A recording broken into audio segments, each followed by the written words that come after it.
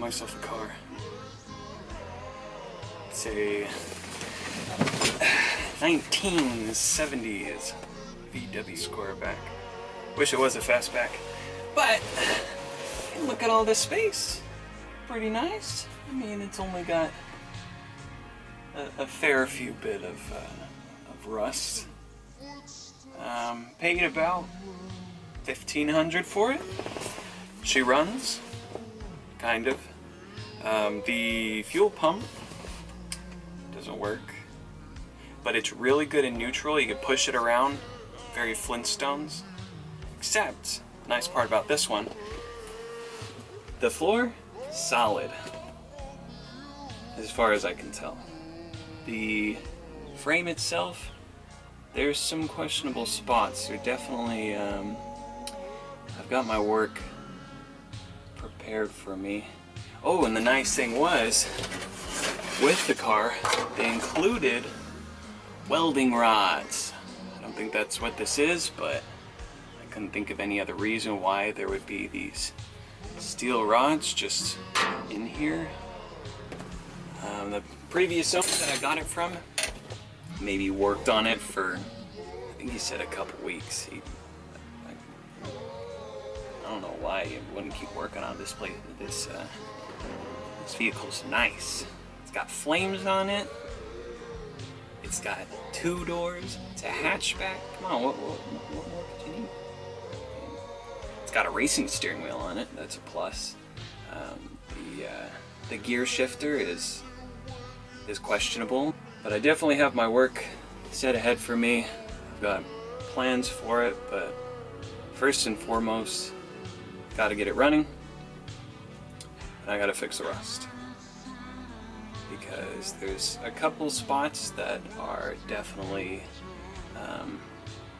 a requirement to get fixed, and also other ones that, namely this one back here, is it's probably best to take care of. It seems to be semi-structural. I mean, it's holding up the back door. But, I mean, she's old, she's rusty. Let's see what I can do.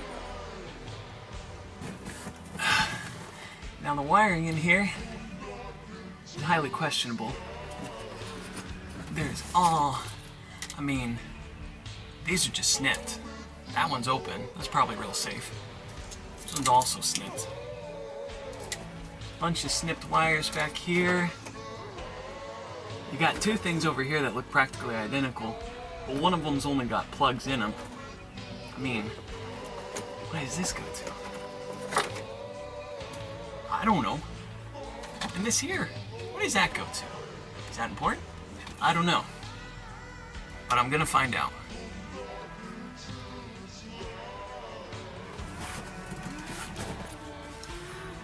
Another thing,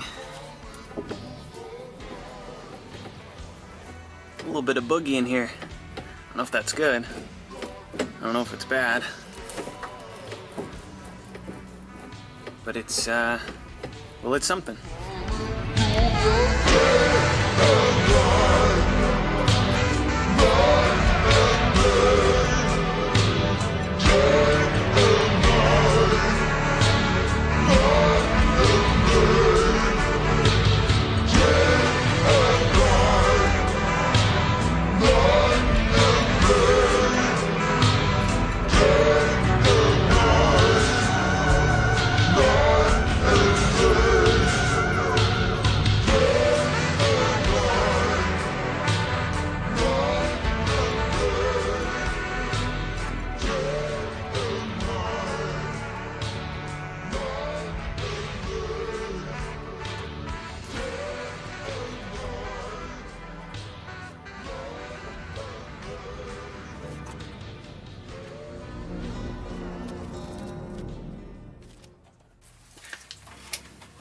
Now another thing I'd like to address, I don't drive stick shift.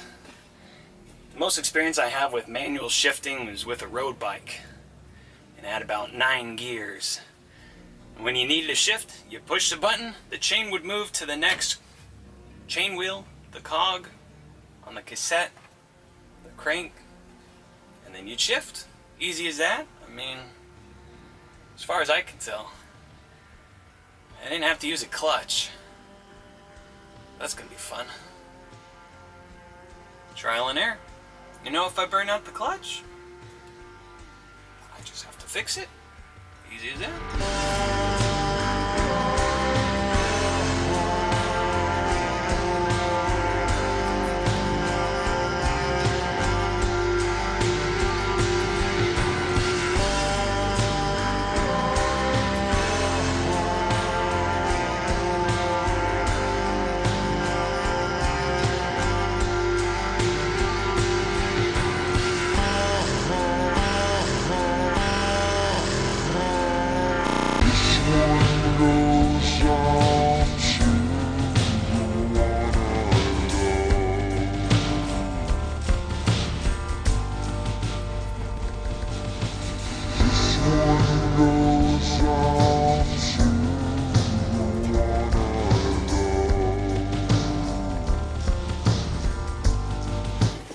Alright.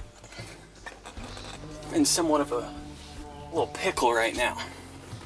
So, to get the hood open, you need a latch to open it, right? Would make sense. I mean, duh. But the thing is, you can only find one video on YouTube. It didn't show very much, but supposedly, the hood latch is supposed to be in here. Now, I'd put my hand in there, but there's a not so friendly looking wasp right there. So, I'm gonna leave him be. But as far as I can tell, a little tiny baby hole right there. I think that's where the cable's supposed to go to open up the hood. And there isn't a cable there. There's a hole, and a very nice looking hole. It's very hole-like and circular and devoid of a cable, obviously. So, I need to figure out how to get in the hood without having a cable to open the hood. Well, upon further inspection, I have found that there is actually a cable, I will use that term again, but it looks like a coat hanger. So, not only did they not replace the cable, but it's a coat hanger.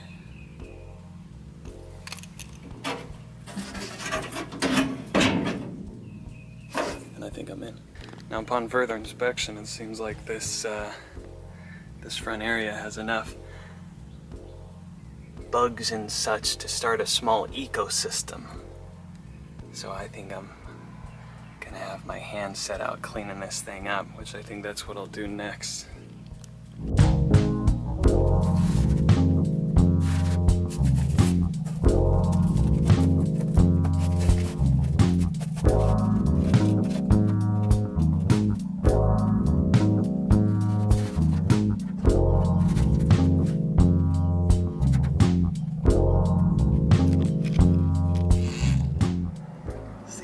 There, that's a boogery weld. Whoever got this years ago tried to get this frame section to mount to the actual bonnet itself. That's questionable for sure.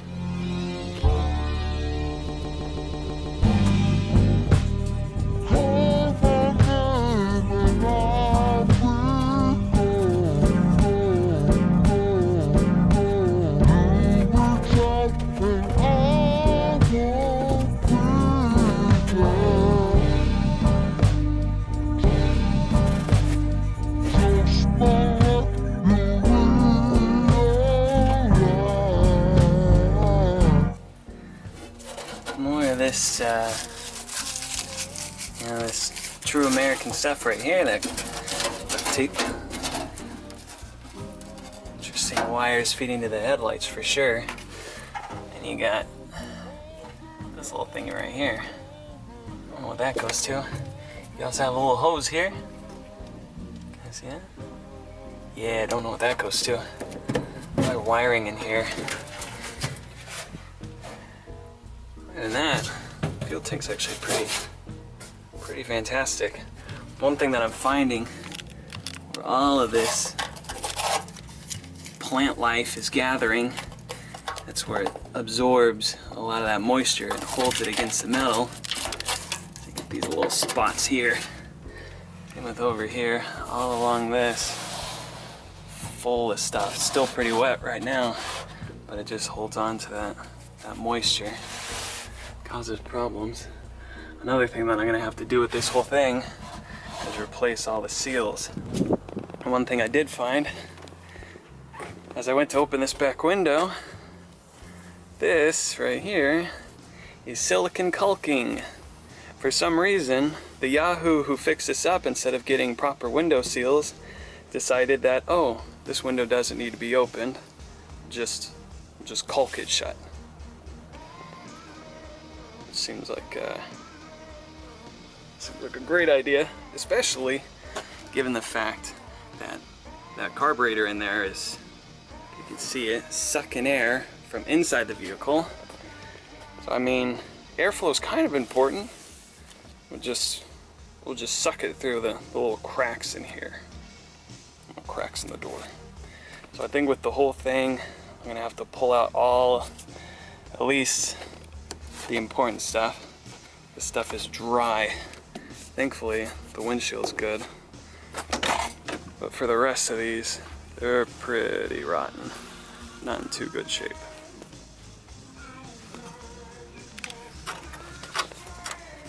Some of these rust spots are pretty bad. It's gonna take a lot of work to do. Like I said, I definitely got my work set for myself.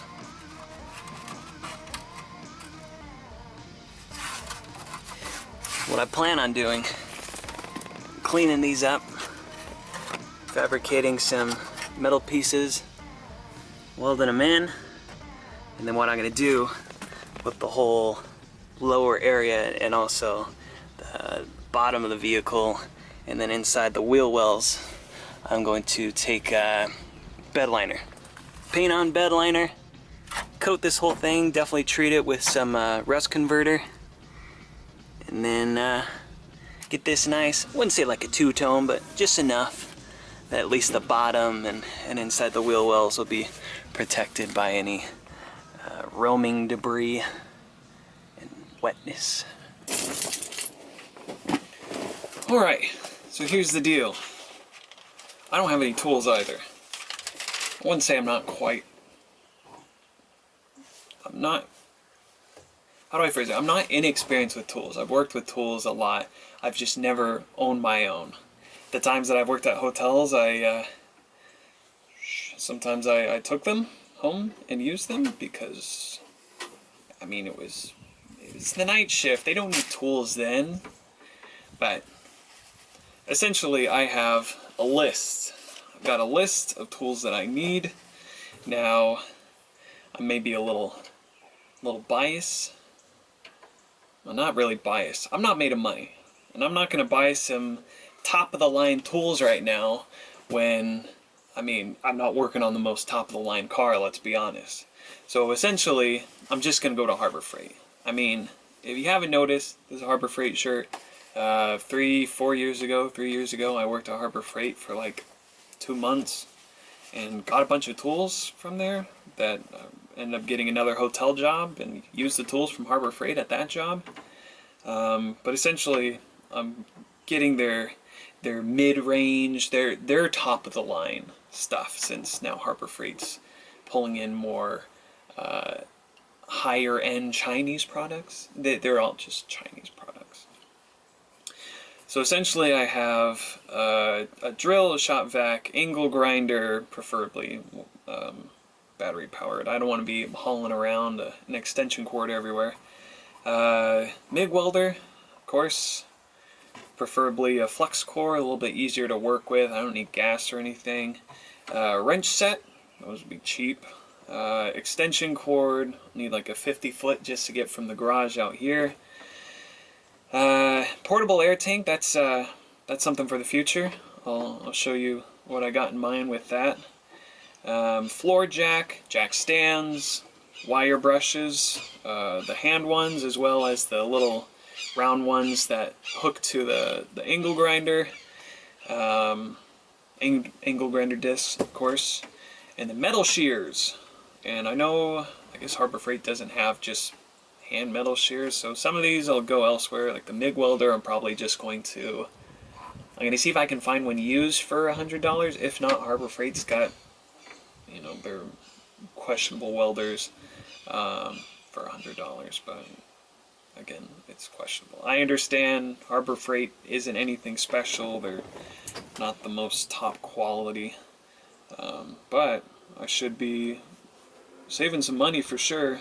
Today I'm just going to be getting the drill, the angle grinder, wrench set, shop vac, the discs and brushes, and then I think the extension cord, it's like under $200. And I've got their ad, because everyone gets the Harbor Freight ads, get a 20% off. I'm all sorts of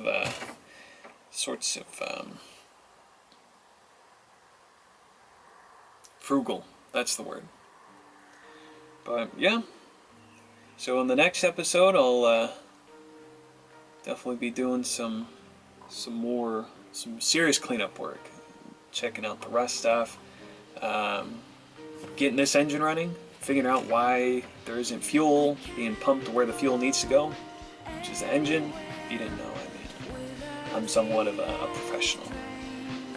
So in the next video we'll really dive into the nitty-gritty of it all, so we'll see you then.